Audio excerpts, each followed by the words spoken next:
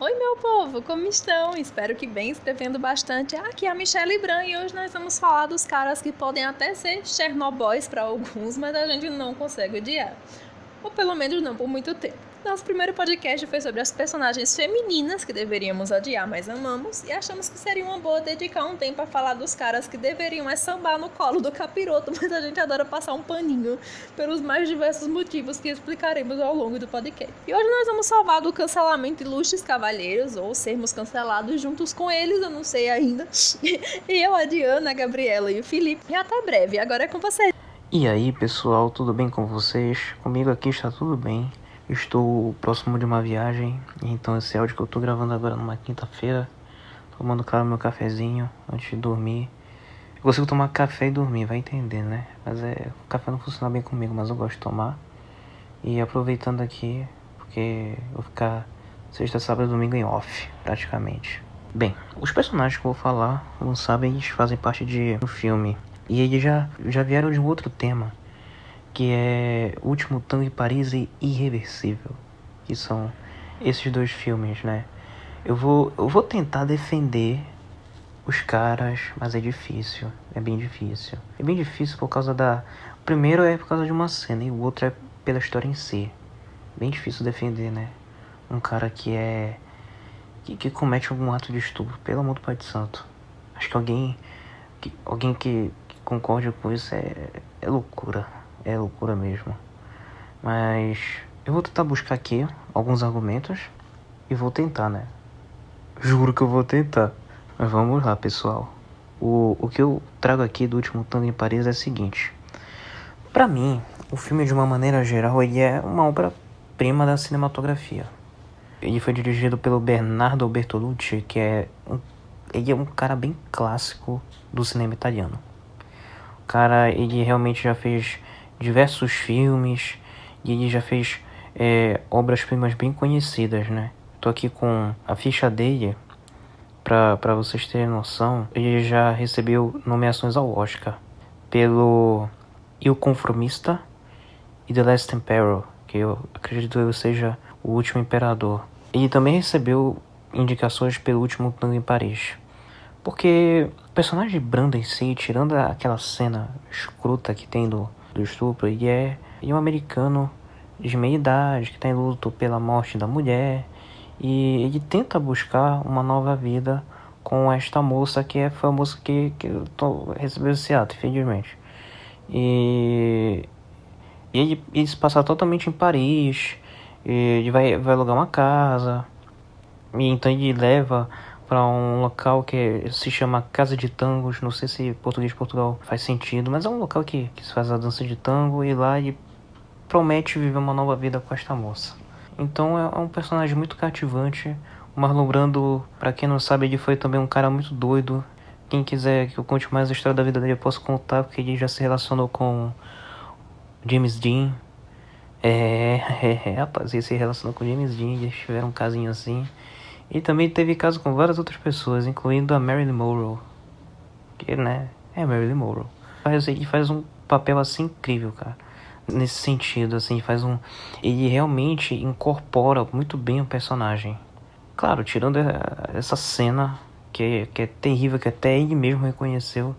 Ele faz um ótimo papel para esse filme, né? De uma pessoa que tenta mudar de vida e que quer buscar algo novo.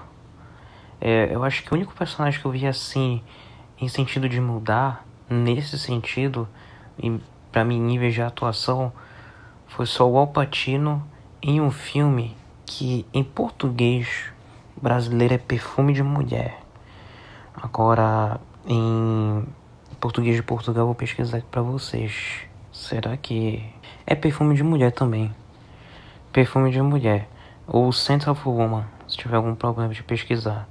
E pra mim, eu acho que são os únicos personagens em que dois grandes atores conseguem interpretar muito bem, por mais que a obra em si tenha muitas polêmicas, né?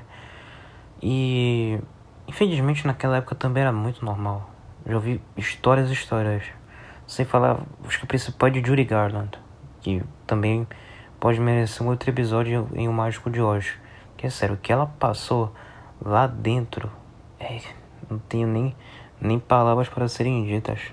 Muitas atrizes de Hollywood, inclusive uma moça que passou muito tempo no Brasil chamada Carmen Miranda, passaram nessa época, que foi o excesso de barbitúricos e que provocou diversas mortes. Mas, enfim, tô fugindo do tema. O que eu posso dizer para vocês, meus caros ouvintes, é que O Último Tango em Paris, ele é um bom filme, ele realmente é uma boa obra cinematográfica, né? O Bernardo Bertolucci foi indicado ao Oscar por esse filme, e a história é muito bem desenvolvida, especialmente pelo psicológico e pela psique da personagem. Essa cena, ela é realmente uma cena muito terrível de se ver nos filmes, só para quem tem estômago consegue assistir. Mas bora lá, porque o outro filme, ele é, como eu posso dizer, ainda mais louco, que é o Irreversível. O Irreversível, ele tem como elenco a Monica Bellucci, que é uma baita de uma atriz, e o marido então dela na época, o Vincent Cassel. O Vincent Cassel, pra quem quiser saber, ele já fez até filmes brasileiros, ó. Ele sabe falar português, então se algum dia vocês encontrarem ele e quiserem falar português com ele, ele entende. E ele também fez um filme bacana, cara, que é a Beauty and the Beast, né, a Bela e a Fera, só que é na versão francesa. Na versão francesa é muito interessante porque muitas coisas que não foram incluídas na versão da Disney, elas foram incluídas nessa versão, que é a versão quase fidedigna da história do século XVIII. Mas enfim, olha pra Irreversível. Ele conta a história de Alex, que é interpretada pela Monica Bellucci, e que ela é violentamente estuprada. Vocês terem noção. São 8 minutos de cena desse ato. E assim, é algo bem tenso, é algo que te aflige, é algo que deixa a pessoa muito aflita, né? E que deixa qualquer um, assim... A reação, eu não sei nem como detalhar com a palavra exata, mas é triste, com uma mistura de ódio, com uma mistura de tristeza, com uma mistura de também raiva, vai saber. Mas ela junto com seu noivo e o seu ex-namorado vão atrás justamente de vingança. Então esse filme ele basicamente vai contar que ela vai ser violentamente estuprada e em compensação ela vai se vingar das ações com relação aos estupradores. E nossa, tem como defender esses personagens? É bem difícil. Porque na cena eles estavam bêbados, se não me falha a memória. Mas isso também não é argumento. Porque é preciso tomar responsabilidade, mesmo bêbado. E esses personagens, os dois que estavam lá, eles simplesmente vão e fazem o ato de uma maneira tão assim escrota que não tem como defender. É de fato bem irreversível pelo próprio nome defender esse tipo de coisa. Eu já peço perdões aí aos queridos ouvintes, porque era para tratar desses personagens bem polêmicos e defendê-los, mas esse tipo de coisa não tem como. Como é que vai se defender esse tipo de pessoa? É algo que se deve pensar, né? É uma pergunta que se faça até aos advogados. Na hora, tudo bem, eles buscam por outros tipos de prova, né? Na hora, então, nem se fale para defender seu devido cliente. Mas aqui nesse podcast fica bem difícil. Na verdade, eu defenderia mais ela, que vai em busca de vingança contra eles. Mas tudo bem, é uma justiça que a gente chama de taliônica, porque ela faz uma referência ao talião, que era um tipo de código em que se diziam basicamente olho por olho e dente por dente. Então, você fez tal ação contra mim ou contra uma pessoa querida, você também vai sofrer esse tipo de ação. Então é algo que, de fato, é bem difícil de se defender. É um filme que é bem pesado, não recomendo assistirem durante a noite, para não ter realmente pesadelos. A filmografia dele é basicamente gravada na tonalidade vermelha, porque indica desde a teoria das cores, indica algo mal, algo com relação a demônio, algo com relação a inferno. Então, quase toda a filmografia do filme é assim. Ela vai, de fato, querer matar os caras. E, basicamente, essa é a história. Não tem como defender eles. Mas a minha cara de Ana vai tentar, com sua próxima fala, que eu também vou ser de temas bem polêmicos, e ela vai procurar ao máximo defendê-los com seus argumentos. Não tenho como defendê-los porque o filme, de fato, eu ficaria do lado da moça. E é isso aí, meus caros ouvintes. Muito obrigado por me escutarem hoje nessa noite. Eu espero que todos estejam bem, com os seus devidos bons dias, boas tardes e boas noites. Agora eu passo o bastão para a Diana. Muito obrigado. Olá, pessoal. Bem, tal como o Filipe falou, né? Se ele já foi bem polémico no seu comentário, eu então serei igual a ele. Eu decidi trazer um personagem bastante polémico. Aliás, dois deles. Mas vou começar pelo primeiro, que é de um filme de terror. Na verdade, mais de horror, mas o filme foi destacado como sendo terror. É uma sequela. Fez um enorme sucesso na década de 2000. Falo do filme Só, aos Jogos Mortais, no Brasil. E falo do personagem principal, o John Kramer, que é o homem por detrás do boneco Jigsaw. É estranho, não? Pois é. Eu vim trazer as razões pelas quais algumas pessoas até gostam dele. O John era um personagem que sofria de um tumor inoperável. E ficou obcecado em fazer outras pessoas apreciarem as suas vidas por meio das suas criações, chamadas de jogos. Ele foi o principal antagonista, até ao quinto filme. Ele foi considerado o principal antagonista e foi interpretado pelo autor Tobin Bell. Eu não acho que ele seja realmente antagonista. Eu acho que ele é mais um anti-herói. Porque ele é errado visto pela sociedade, não é? Mas ele tinha a sua própria ideia sobre a vida. Não levarmos a vida como algo banal para amarmos. Além disso, ele foi enganado por um outro personagem chamado William Easton. Para quem viu os filmes vai entender, não quero deixar de spoiler. E a vida dele foi muito pesada e triste. Ele não era realmente um assassino. Eu acho. Ele proporcionava opções às vítimas para que elas pudessem escolher entre a vida e a morte. Isso, segundo ele, faria com que os participantes dos jogos valorizassem a vida que tinham. Todos os participantes tinham a chance de sobreviver. Em jogos criados por ele, claro. Porque há momentos em que os jogos não são criados por ele e as personagens morrem. Sem querer deixar spoiler, mas já deixando. Enfim, eu acho que não devemos odiar totalmente este personagem.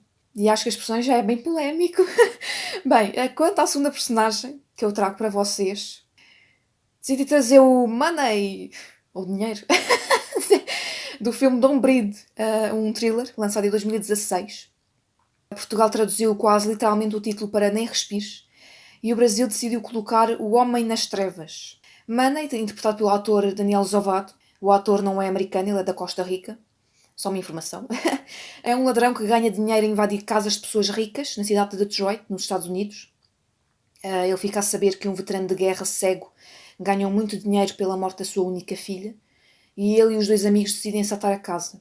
Mas este homem, mesmo sendo cego, não é inofensivo e eles acabam por passar momentos difíceis dentro da habitação. É inevitável de trazer spoiler. Tenho que falar que o Money, mesmo sendo o mais antipático, o mais rude, enfim, o pior dos três ladrões, ele tem um ato de solidariedade para com os amigos antes de morrer, que é... Meu Deus, nos seus últimos segundos de vida ele tem ali uma reação que é surreal, é incrível. Por esse motivo é que eu me lembrei desta personagem. O filme é muito bom, teve uma boa resposta por parte dos críticos. Para quem não viu, aconselho a verem. É um ótimo filme. E o personagem do Daniel Zovato é absolutamente... é incrível. Ele tem um ar de ser muito mau. Um mau personagem. Mas no fim... tem ali uma atitude completamente... é incrível. Eu gostei muito. Uma pessoa vê ali uma resta de humanidade e foi muito bom. Aliás, o filme é muito bom. E agora? Depois de sermos todos cancelados, eu e o Filipe, não é? Passo... sim, porque não vou ser só eu cancelada neste momento, né? O Filipe também vai ser, né? Por favor, né? Vamos manter aqui a igualdade, né? E agora passo para a minha colega fanzaça de Cavaleiros do Zodíaco, que vocês já sabem quem é, a Gabriela. Gabriela! Ah, meu Deus, não! É, Gabriela, despeço-me por hora. Bem, tchau, tchau. Obrigada. E olá, pessoal. Hoje eu tenho trovão, provavelmente algum carro, tem muito caos e tudo isso para anunciar o grande amor da minha vida, Xue Yan. Bom, hoje eu vou falar de Modao Zhe, que é um livro chinês da autora Mo Xiang Tongxiao, que fez um sucesso extraordinário nos últimos anos, ganhou várias adaptações. Por exemplo, tem mangá, animação, o drama, audiobook, audiodrama e agora tem um desenho de Chibi que tá saindo. Eu não sei se já terminaram de liberar os episódios, mas tava acompanhando.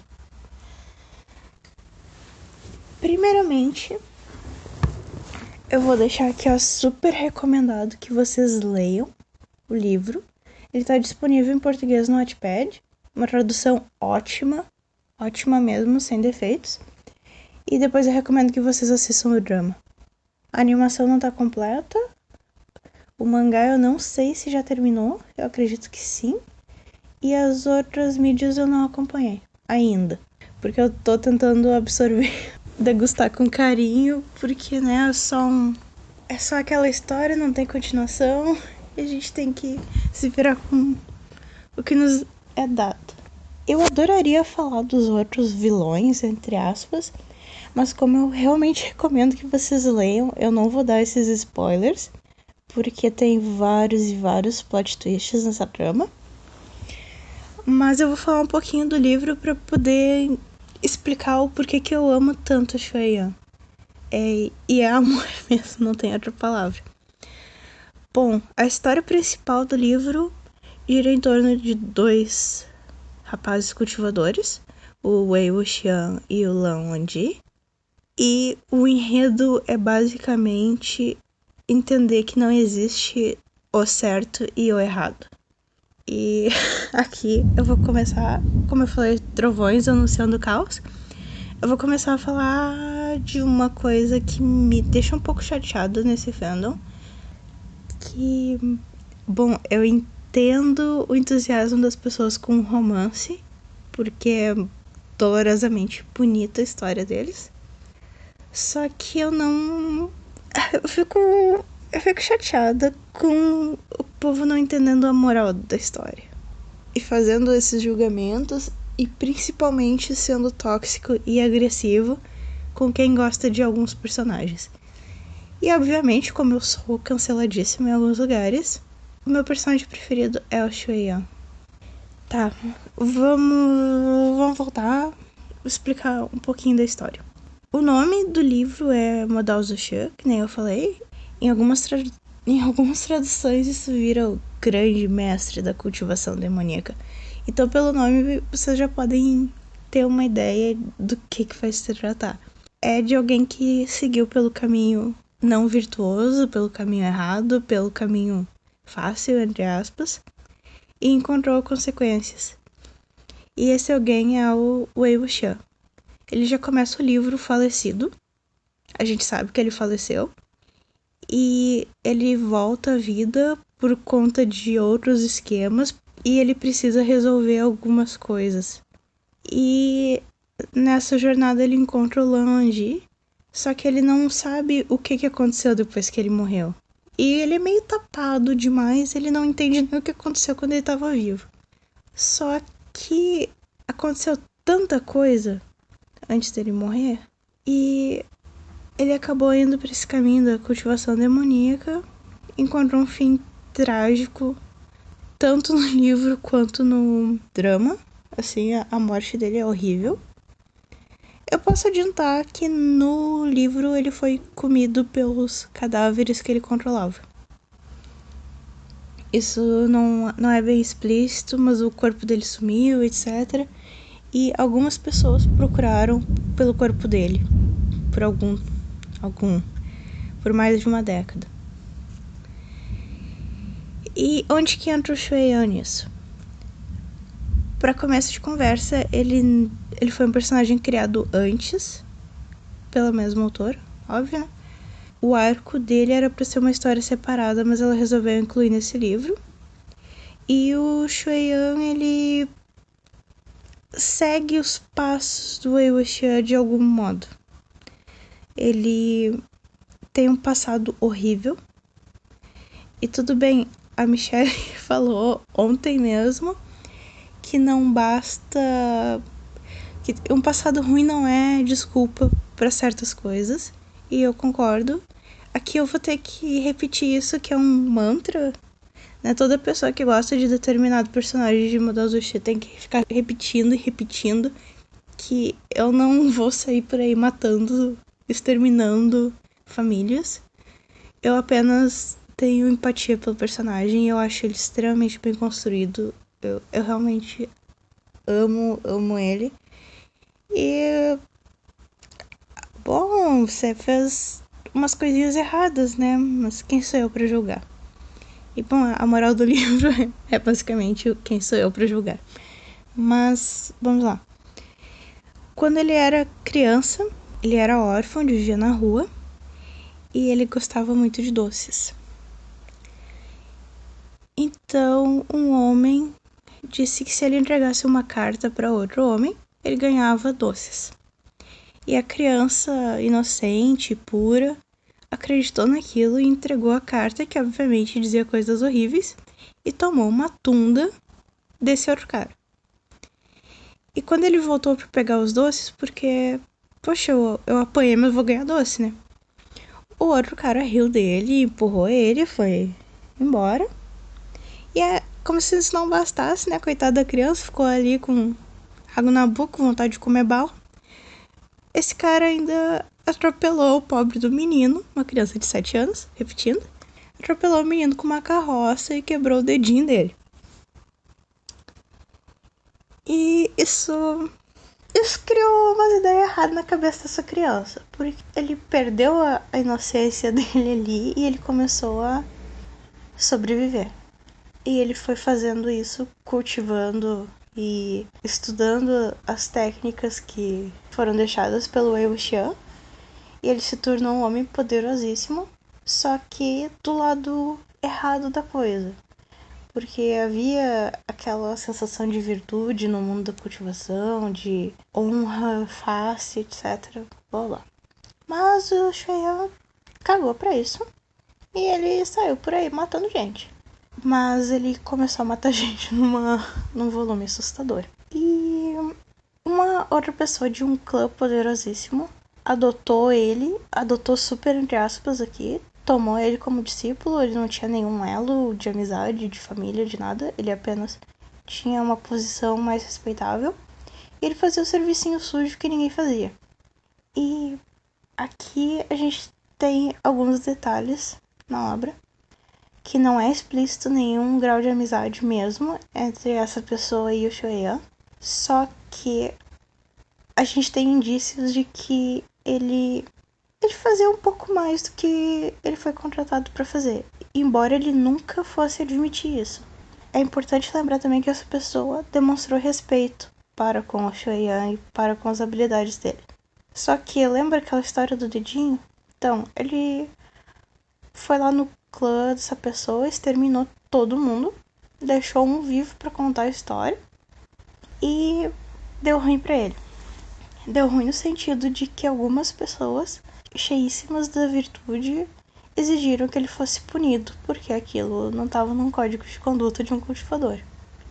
E encheram o saco mesmo. Isso levou a outras tretas, a mais gente morta, muito mais gente morta.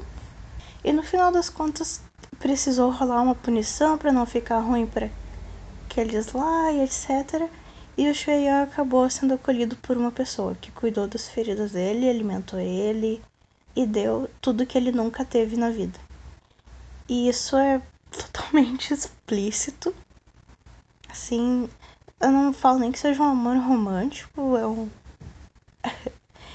é engraçado porque o Shui-Yan, ele não sabe o que é um amor, o que é carinho, o que é cuidado. Então, a visão dele sobre essas coisas é muito distorcida. Só que ele não imaginava que ia se apegar e ele fez muita caca com essa pessoa. E aqui começa... Aqui tem toda uma polêmica do quanto ele tinha esse amor, quanto que ele tinha cuidado, ou se ele queria só manipular e se aproveitar daquela situação. Porém, vocês lembram que eu falei que o Wei Wuxian ressuscitou? E quando o caminho dele cruza com o do Shui-Yan, o Shui-Yan tá em completo desespero, porque ele fez uma coisa irremediável. Ele reconhece o Wei Wuxian imediatamente e implora, do jeito dele, é claro, né? Ele tenta mostrar que ele não se importa, mas ele implora pela ajuda do Wei Wuxian, que não consegue, ele diz que não tem como. E o Wei Wuxian consegue sacar toda aquela história por trás ali. E isso acaba num final trágico, horrível. Esse arco é de chorar. Chorar muito. Eu chorei muito.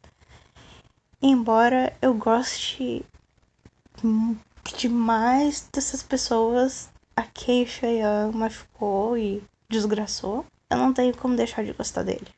Aqui vem outras coisas interessantes que, se a gente analisar ali no começo, quando eu falei pra vocês que tem os dois protagonistas, a história desses protagonistas podia ter acabado do mesmo jeito que a história do Shui-Yan acabou, nessa tragédia. Embora eles tenham comido a fatia do bolo da desgraça também, porque o Wei Wuxian morreu, o Lan Wangji ficou procurando ele, aconteceu um monte de coisa horrível, mas podia ter acontecido do jeito que aconteceu com o Shui-Yan.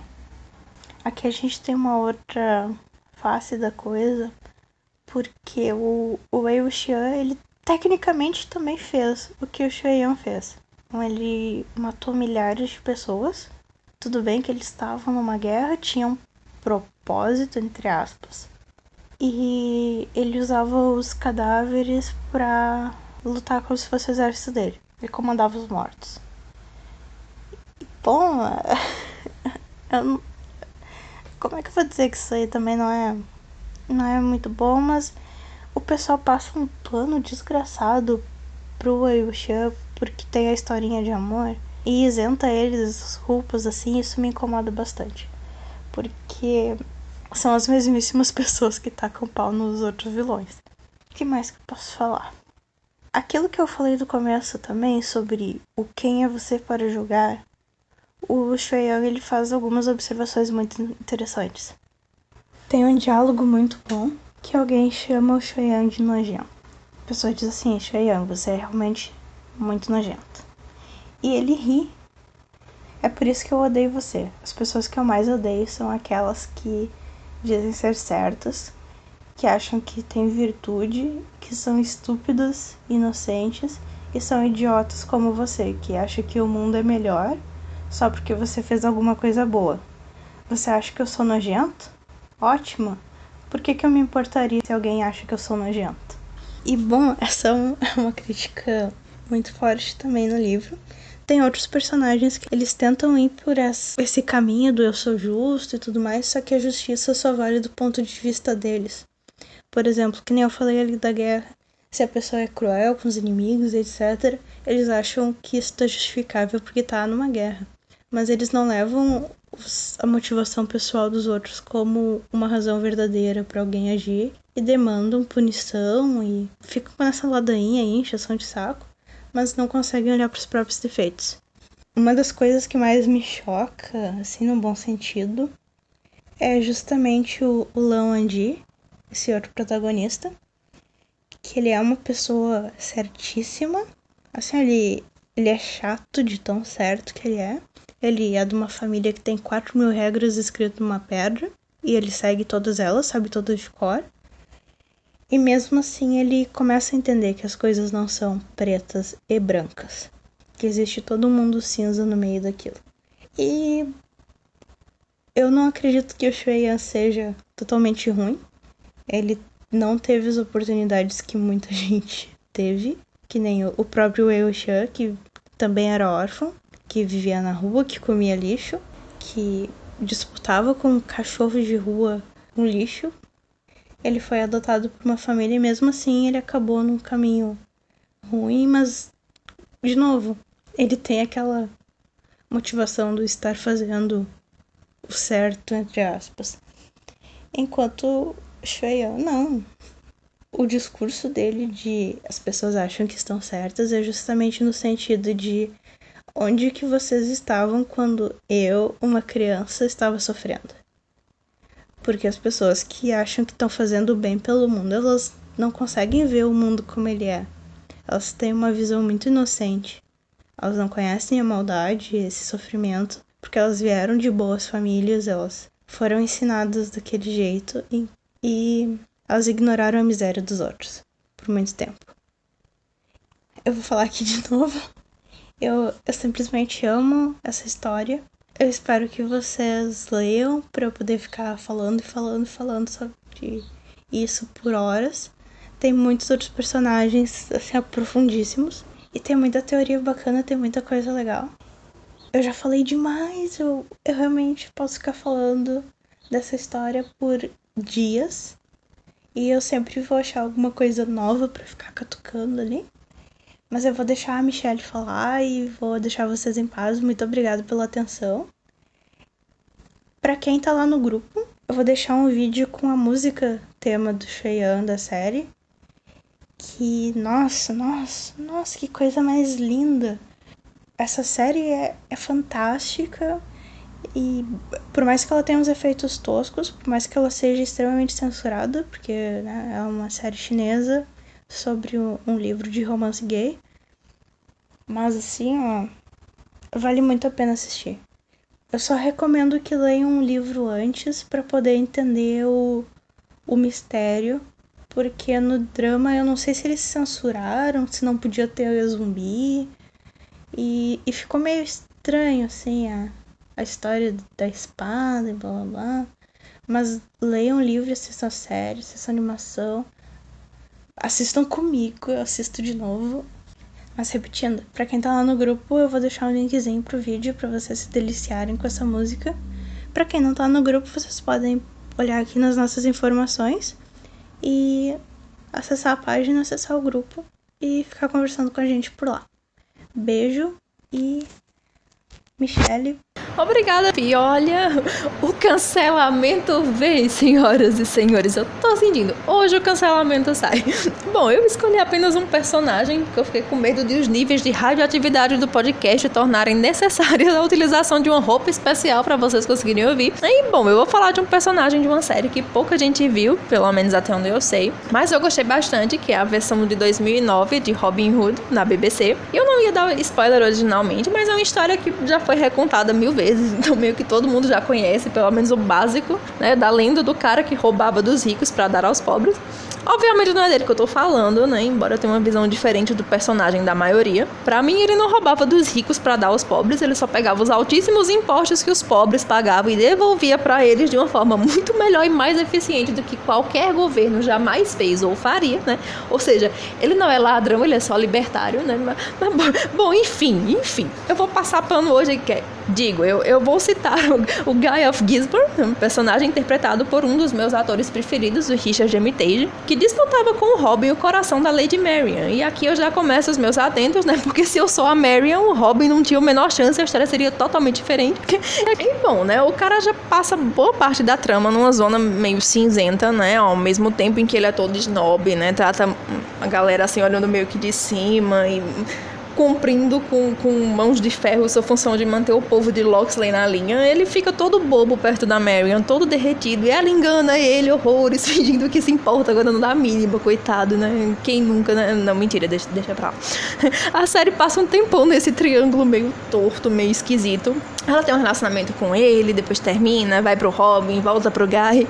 E é aí que ele tem o único ato na série que me fez odiá-lo de fato, assim, eu não sei se eu conto ou não, eu acho que não, pra deixar vocês curiosos e querendo ver a série, pra gente passar raiva todo mundo junto.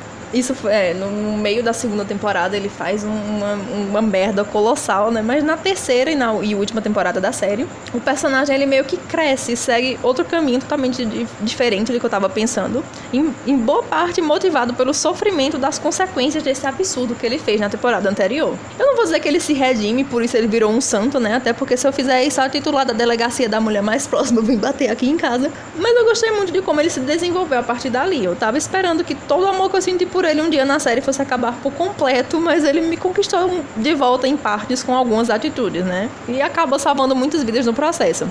Ele acabou fazendo um bem muito grande, mesmo que talvez nem fosse sua intenção, né? E ele quisesse só meramente se vingar de alguns personagens ali no meio do caminho. Enfim, eu não sei até que parte os roteiristas mudaram da história original, até porque eu só lembro por cima, né, da história canon, mas eu achei que o Guy foi um personagem muito complexo, né, mesmo quando eu quis dar uns tapas, mesmo quando eu achei que tinha acabado o amor e eu ia ter que pedir o divórcio de nosso casamento imaginário, ele acabou virando um personagem muito importante pro desfecho, de uma forma bastante positiva, e o que acabou me surpreendendo bastante. E por hoje é só, pessoal, eu espero que vocês tenham gostado, não esqueçam de dar uma checada nas nossas redes, passar no nosso grupo, deixa os trocados lá no nosso Ko-fi também, fica por aí pra gente se ouvir de novo. Até a próxima, beijos e tchau!